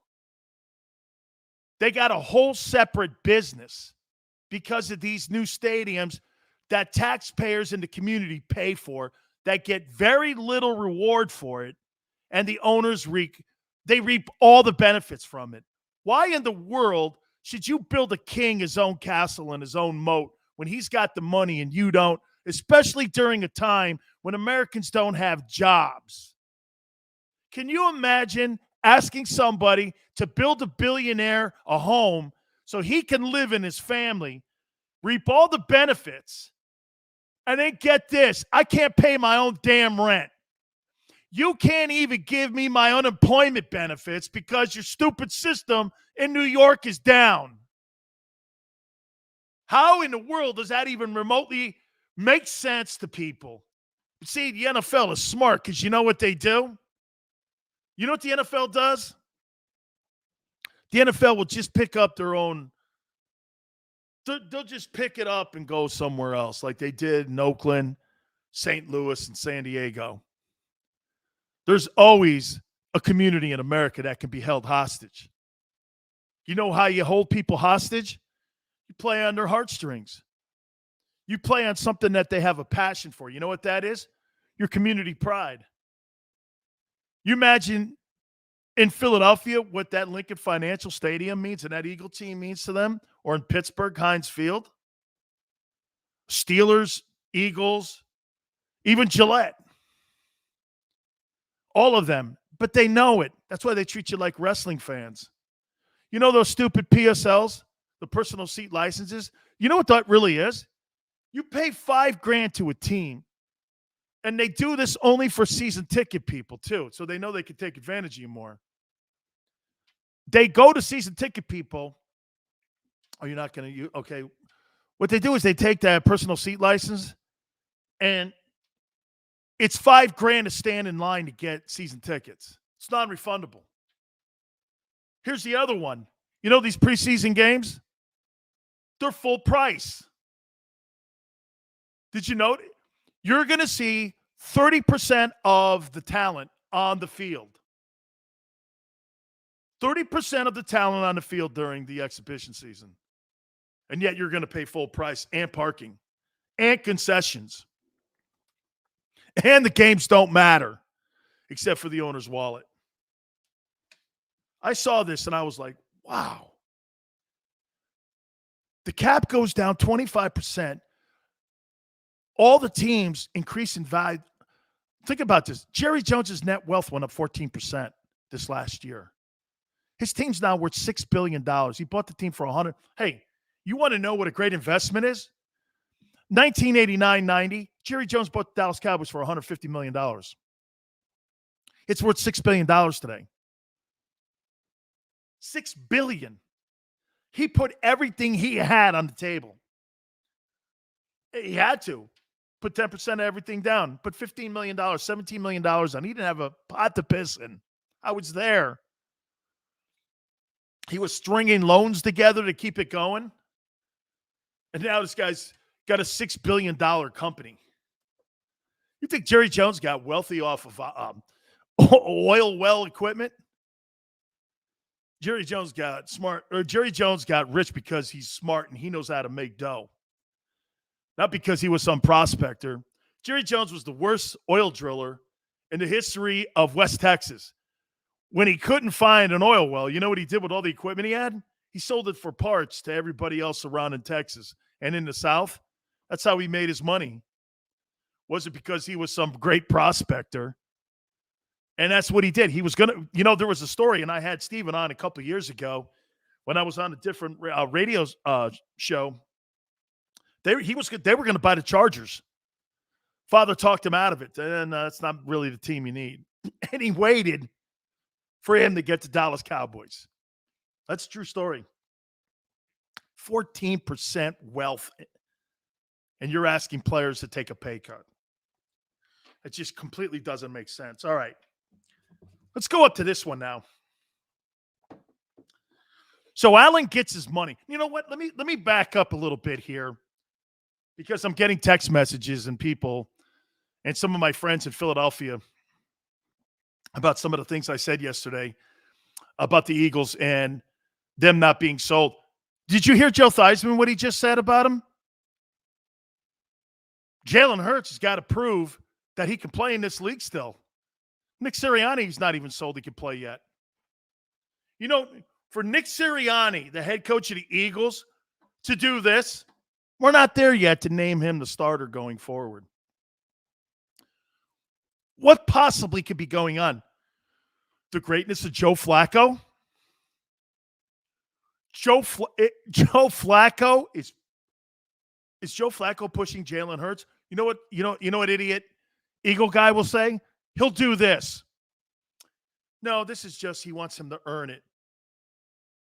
No, duh. Every quarterback every year has to earn it. What do you think this is like the Pope's gig or a Supreme Court justice? Or once you get the job, you don't relinquish it? You're evaluated every year at that position and probably even more so, maybe even every 3 games at that position. If they can improve that position, they're going to. And they're not even sold on him yet. Because listen, if this guy was blowing people away, I'll tell you this, I'm getting a stronger sense of what Trey Lance is doing up in San Francisco and Justin Fields is doing in Chicago. More so than what I'm hearing out of Philly. Think about that for a minute. You got a guy you're not even sure could play in the league in Chicago. And you know what you have? You have always the draft experts. This guy's going to be a star. You don't know that yet until he plays. Well, I'm projecting. Okay, so you're guessing. Projecting and guessing mean the same thing. You're guessing. You're going to give him, hey, you drafted him. No one wants him to, I don't surely want him to fail just so I can have a stupid take be right. I want him to win. It'd be great to see Chicago have a good quarterback. That's one thing you'll learn about us too. I don't root for people like that to fail. I don't know them. Why would I root for them to fail? That's like politicians and people who would talk on talk radio. Oh, I'm going to root against Trump because I hate Trump. He's president of the United States. It's like rooting against your head coach. I'm not rooting against anybody. Anybody running America, I want you to win, dude. Let's win here. I'm rooting for anybody to lose. But in Chicago, you're hearing Justin Fields, man. He may be a guy that you may have to really think about starting. Kyle Shanahan and John Lynch are doing this about Trey Lance. Man, I'll tell you, Sills, this guy here, man, I mean, I've never seen anything like it. He's just come into the room, and he has, without a doubt, impressed everybody. He acts like a pro. He talks like a pro. This guy, without question, gets it. He understands it. Spectacular guy. Okay. In Philly, you're hearing this. We're not there yet. Boy, you think you'd want to give somebody, hey, and you know this, if you wanted to give the team an injection and you wanted to give them good feelings, you would have named him yesterday. Yeah, he's my guy. Unless something drastically changes, he's my guy. They weren't ready to do that because why? Are you looking at Deshaun Watson? And you don't want to get yourself in a position where you have to feel committed to him and you have to backtrack? Are you looking at Jimmy Garoppolo? I can tell you this. I'm going to make a prediction to you. The way I look at it, there's no way on the planet Philly looks at Jalen Hurts as your guy. He looks at Jalen Hurts as a guy. He's just a dude. That's all he was drafted to be, was a dude. And then you keep hearing this. Well, maybe he develops into... That's not what you draft, man. Those are the guys you go after, and you're looking to be the face of the... They weren't drafting him with that intention to be the face of the franchise. They were And you know what? I got to tell you, this happens. Do you know what else Jalen Hurts is fighting now in Philadelphia? An identity tag. Howie Roseman and the owner don't look at him as a starting quarterback on that team. I'll tell you publicly. But they don't look at him because they didn't draft him. You know how you hire somebody and you see what they are? And that's what the guy is? That's what they're looking at. Sometimes you do have to go other places for people to look at what your value more should be and what it's in line with. That's why you see people changing jobs all the time. Well, look, man, the money you're paying me, that's not my value. You know my value's higher. And you can't keep saying that in the same room with the people that drafted you not thinking that. Because they'll never get over how they identity tagged you. This guy's a backup. And they'll always look at you as a backup. Because you know why? In that building, that's the mentality. Because the personnel department in Philadelphia is actually one of the personnel departments in America when it comes to the NFL that has more sway with the owner than, say, the coaching staff. Who do you think has Howie's ear? Nick Sirianni or Howie Roseman? All right, I'm going to hit on Baker Mayfield. We'll do that next. You keep it here on the National Football Show. I get scared sometimes. Of a lot of things. Joining in. Decisions. The dark. The dark. But I once heard someone say, But as I always say, it's okay to be afraid. as long as you face the fear. And keep moving forward. Wherever you are in life, count on the name trusted in insurance for over 80 years. Independence Blue Cross. The savoring taste of a good bag of beef jerky is so enjoyable at any time of the day, as long as you can find it. Here's what we suggest. Pure Bull beef jerky is our answer, and soon it will be yours. Locally produced in the Philadelphia region, this high-quality, healthy protein snack is easy to secure. Go to steersnacks.com, and you'll see hot garlic, tropical heat, Pure Bull dry rub, and our favorite, Huck and Fod. What's that? Huck and Fod. Go now to steersnacks.com. Welcome to the Wildwoods, the perfect place where you can safely do everything or nothing at all. Catch a wave, take a nap, go for a drive, grab a bite. It's your vacation, and we're doing everything we can to make it a safe one. The Wildwoods. Your vacation, your way. The International Brotherhood of Electrical Workers, Local Union 98, is a proud sponsor of The Labor Show with J. and Krause every Saturday night from 6 till 8 p.m. IBEW Local 98's highly trained and superbly skilled electricians are the best in the business, setting the highest safety standards in the electrical industry. So when you're planning your next industrial, commercial, or residential project, choose an IBEW Local 98 union contractor. Learn more at ibew98.org.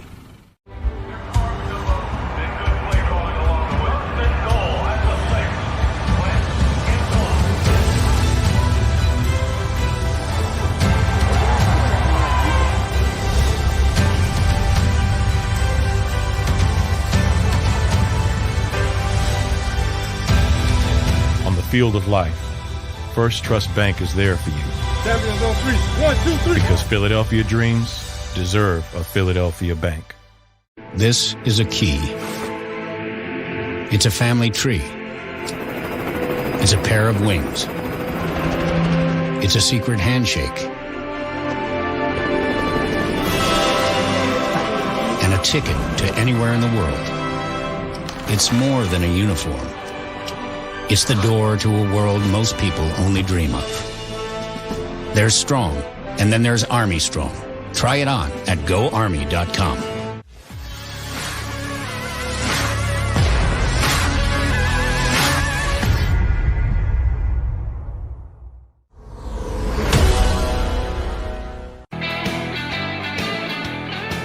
Dan Sileo, National Football Show.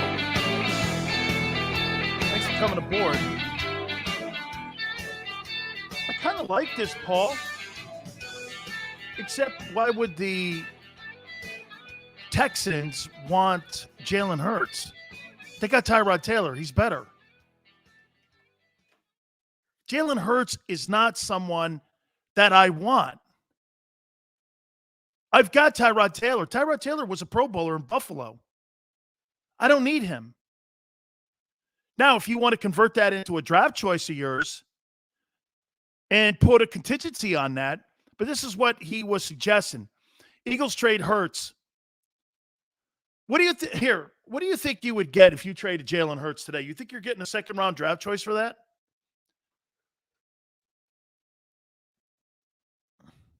I wouldn't trade for him. I wouldn't give a 3 up. Okay? I wouldn't give a 3 up for that. He's like a 5th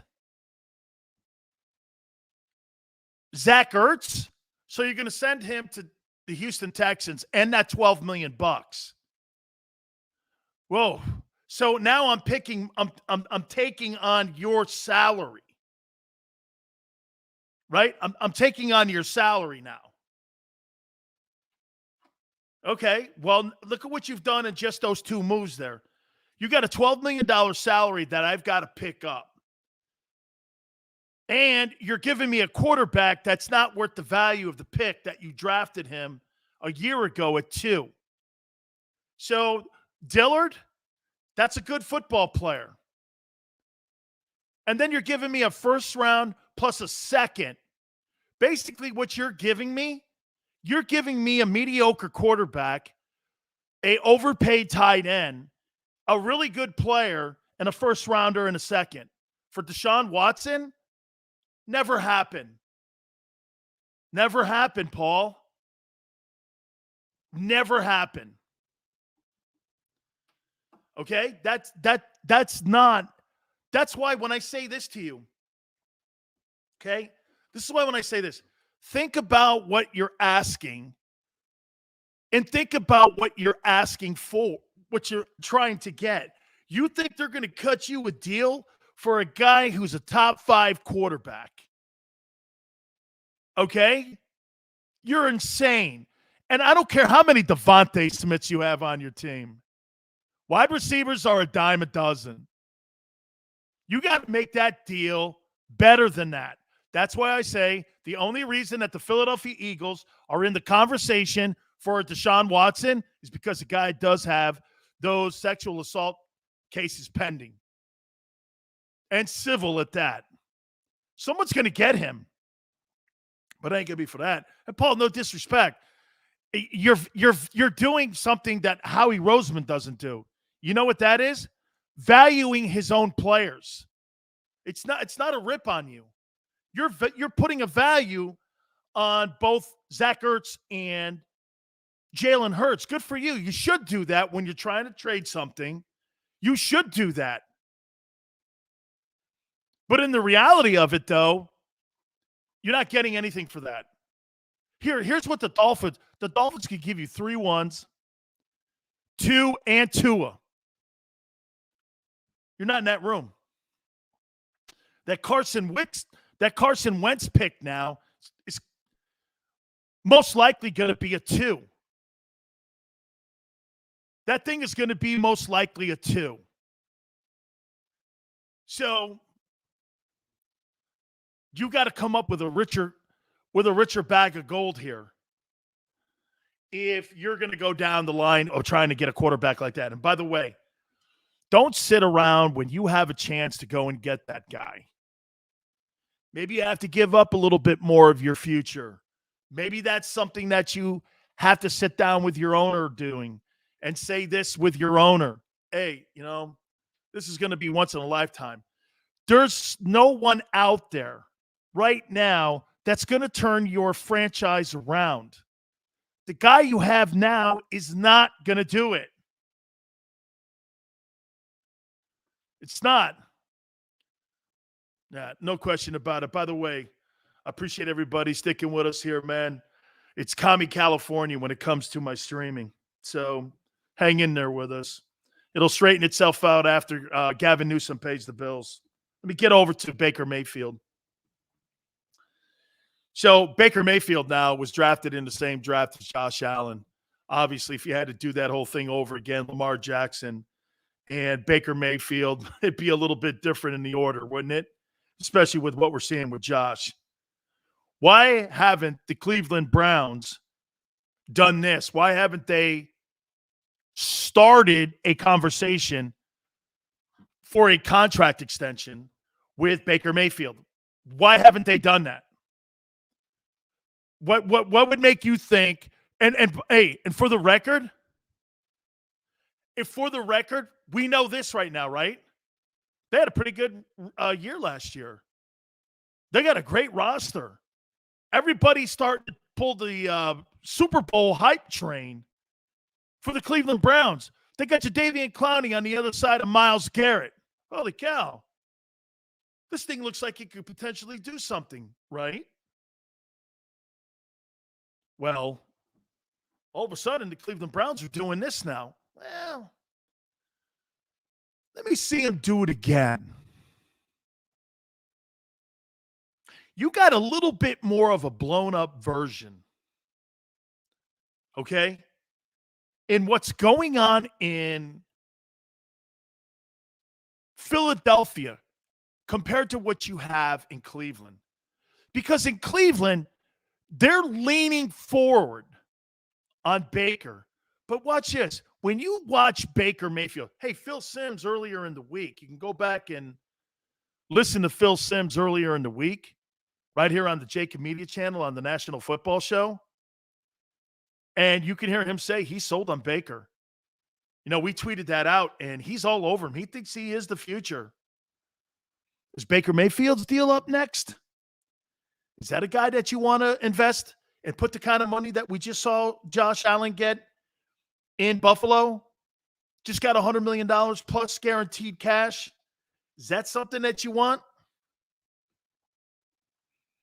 Okay.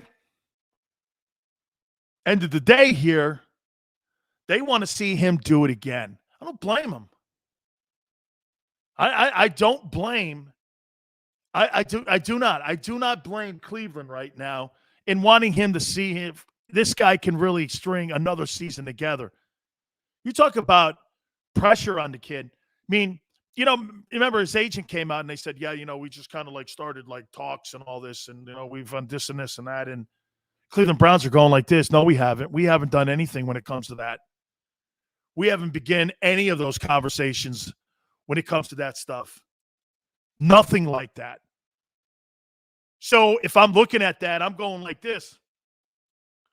Okay? And he's right. Paul's saying that, you know, the Browns were waiting to see what the Josh Allen deal was first. No, they weren't. That's there's no way, because everybody's different. Just because this is not Warren Moon and Joe Montana and John Elway negotiating deals. Just because you're the next guy up doesn't mean you're going to be the highest paid guy.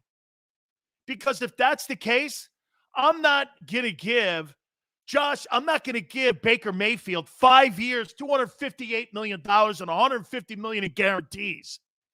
I'm not giving that guy, if he has a decent year, he would have to win the Super Bowl this year for me to do that. You win the Super Bowl, we'll have a conversation on that. We'll have a conversation on that. All right, I want to take a brief timeout. And when we come back out of the timeout here, I want to talk a little college football as well. You keep it here on the National Football Show. I get scared sometimes. Of a lot of things. Joining in. Decisions. The dark. The dark. But I once heard someone say, But as I always say, it's okay to be afraid. As long as you face the fear. And keep moving forward. Wherever you are in life, count on the name trusted in insurance for over 80 years. Independence Blue Cross. The savoring taste of a good bag of beef jerky is so enjoyable at any time of the day, as long as you can find it. Here's what we suggest. Pure Bull beef jerky is our answer, and soon it will be yours. Locally produced in the Philadelphia region, this high-quality, healthy protein snack is easy to secure. Go to steersnacks.com, and you'll see hot garlic, tropical heat, Pure Bull dry rub, and our favorite, Huck and Fod. What's that? Huck and Fod. Go now to steersnacks.com. Welcome to the Wildwoods, the perfect place where you can safely do everything or nothing at all. Catch a wave, take a nap, go for a drive, grab a bite. It's your vacation, and we're doing everything we can to make it a safe one. The Wildwoods. Your vacation, your way. The International Brotherhood of Electrical Workers, Local Union 98, is a proud sponsor of The Labor Show with J. and Krause every Saturday night from 6 till 8 p.m. IBEW Local 98's highly trained and superbly skilled electricians are the best in the business, setting the highest safety standards in the electrical industry. So when you're planning your next industrial, commercial, or residential project, choose an IBEW Local 98 union contractor. Learn more at IBEW98.org.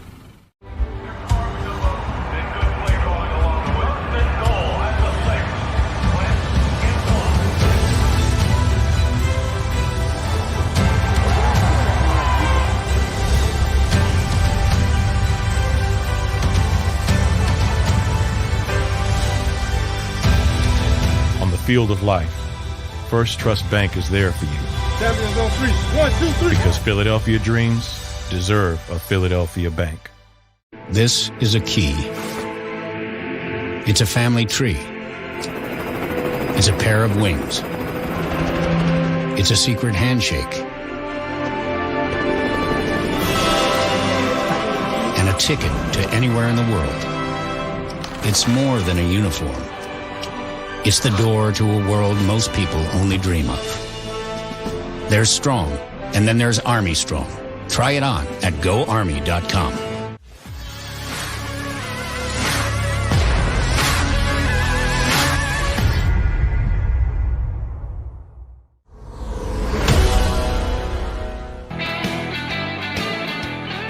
Welcome back. Dan Sileo, National Football Show. We appreciate everybody hanging tight with us here. We're in Commie, California, so our stream's going in and out.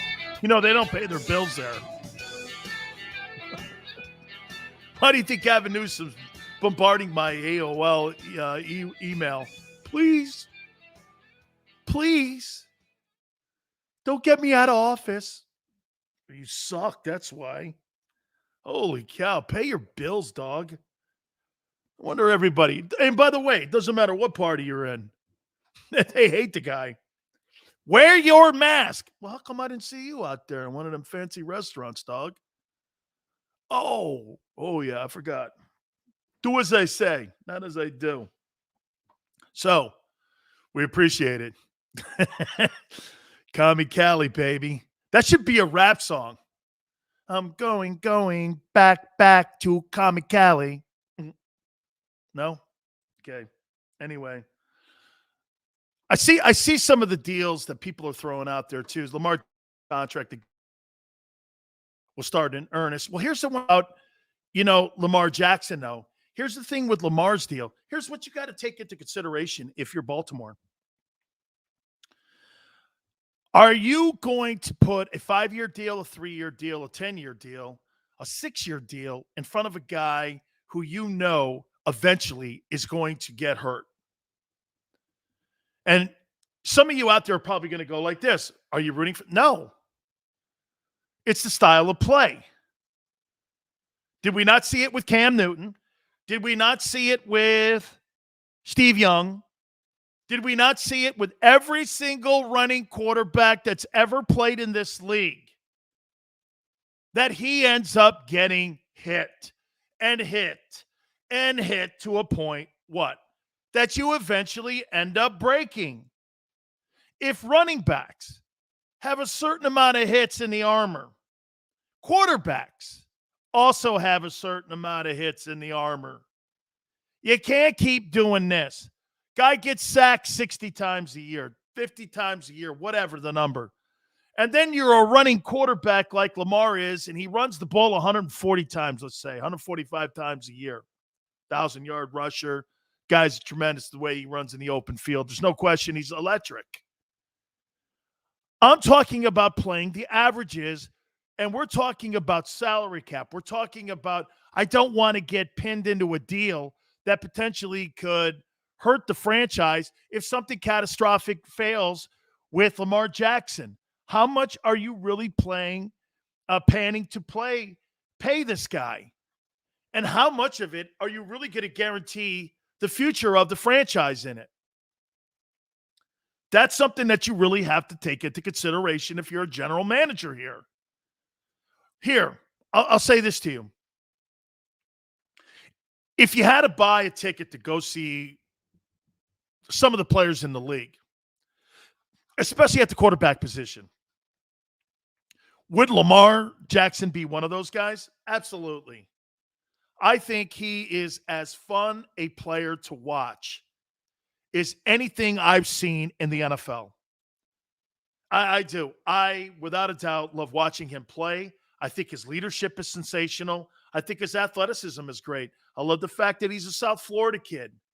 I love the fact that he went to Louisville and he had to kind of prove to people because he wasn't getting the big giant scholarship offers. That he went somewhere and he proved it. And I like that in the kid.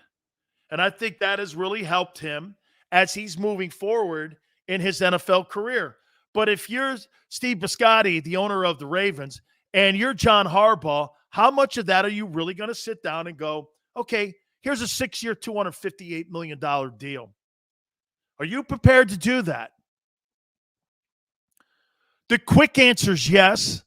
The smart answer is, I don't know. What if he gets injured?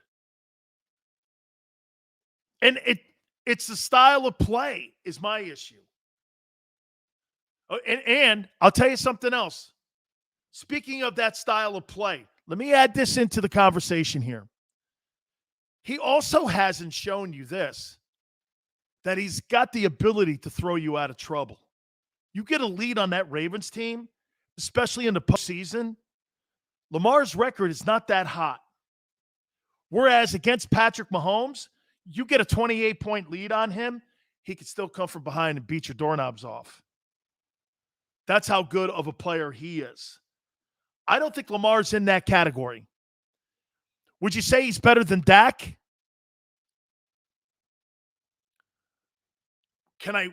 Who would you take, Dak Prescott or Lamar Jackson, if you had to build your team?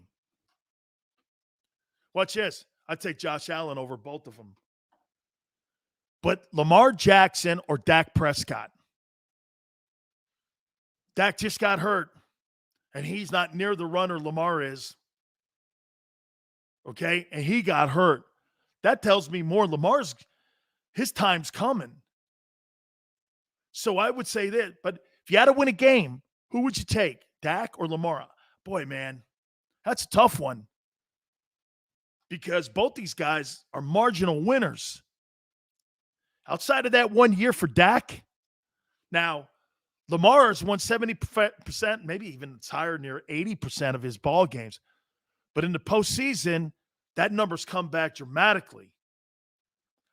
And Baker, hey, watch this.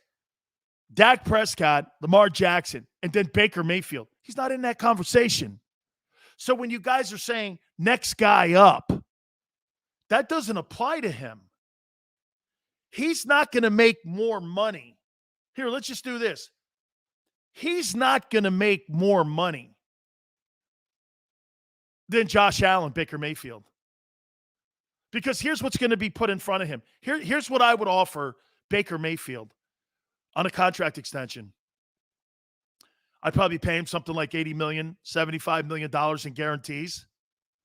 I'd pay him around $30 million a year, $35 million a year. And if he doesn't like it, let's see if another team out there does that. There's no way. If Baker Mayfield became a free agent, you think someone's throwing $100 million in guaranteed money at him? Never in a million years. I guarantee you this. If you put a 37, 38-year-old Aaron Rodgers on the open market, you'd have teams ponying up $40 million a year for him. Over 3 years, too. That guy could probably get $100 million over 3 years if he went on the open market. Baker Mayfield on the open market, you think he'd get $100 million in guarantees? Never in a million years. No way whatsoever would that guy end up getting any of that. No way. So if I'm the Cleveland Browns, I do this. I'm going to wait, and I'm going to wait through the year. And if Mayfield is showing me by week 8 that he's picked up on what they did after week 8 last year, then we're going to start doing some things when it comes to constructing a long-term contract. I'm not paying him top dollar, though, because I don't think he's top dollar quarterback. I think he's solid. But, it's funny. Every time people are saying, well, he's the next guy up, that doesn't necessarily mean that you're going to make more money than the next guy. I mean, it doesn't mean that. You're going to make more, but you may not make more than the guy who just got $100 million or Dak or what you see with Patrick Mahomes. Because the Browns would do this. You're not Patrick Mahomes.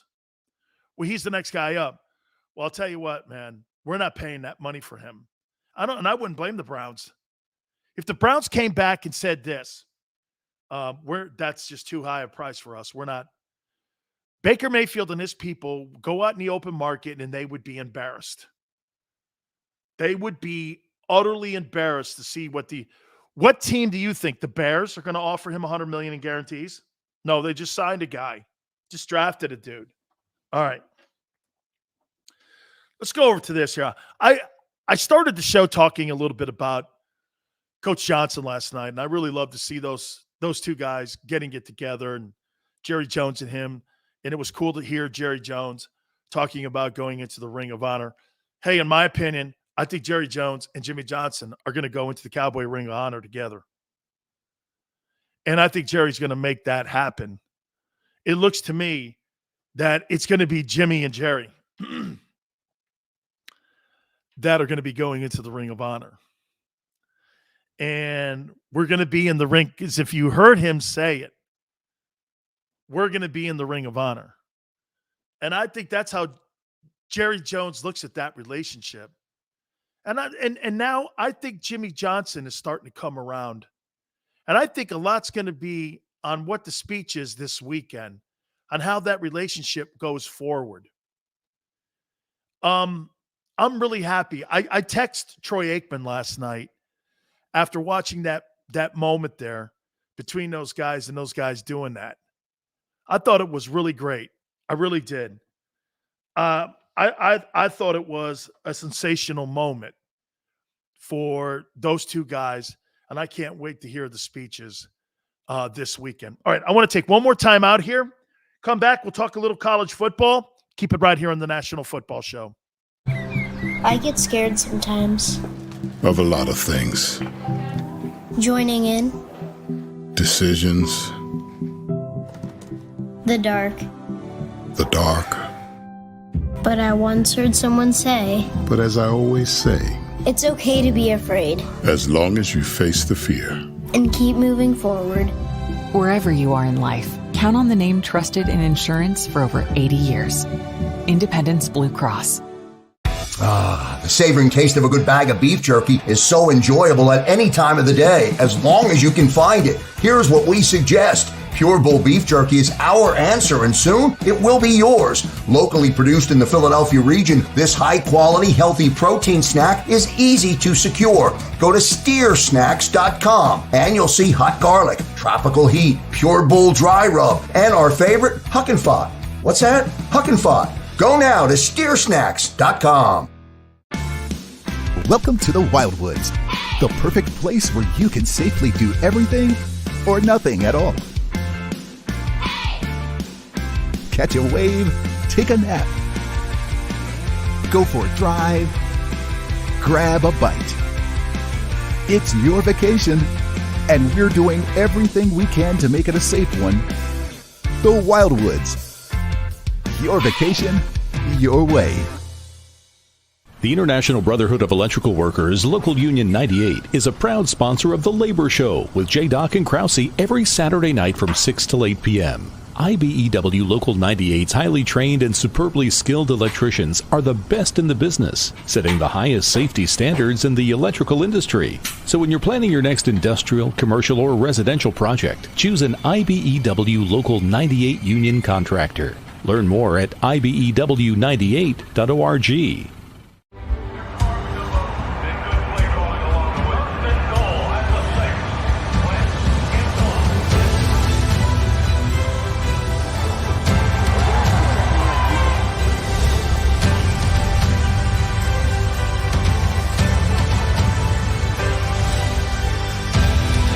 On the field of life, First Trust Bank is there for you. Champions on three. 1, 2, 3. Because Philadelphia dreams deserve a Philadelphia bank. This is a key. It's a family tree. It's a pair of wings. It's a secret handshake. And a ticket to anywhere in the world. It's more than a uniform. It's the door to a world most people only dream of. There's Strong, and then there's Army Strong. Try it on at GoArmy.com.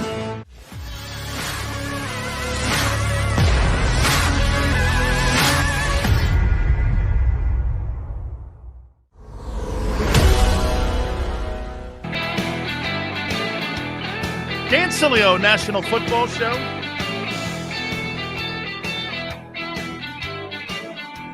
I think it's pretty cool that Tom Brady's showing up for Peyton Manning and his speech this weekend. That's great respect for a guy that you were competing against all the time. That really is pretty cool. Brady's taking time out of his preparation for the upcoming 2021 season to go to Canton, Ohio. I think Bruce Arians is also going to be there. And if I'm not mistaken, I think Tom Moore's going to be there too, the offensive coordinator that was in the building with Manning for like a decade.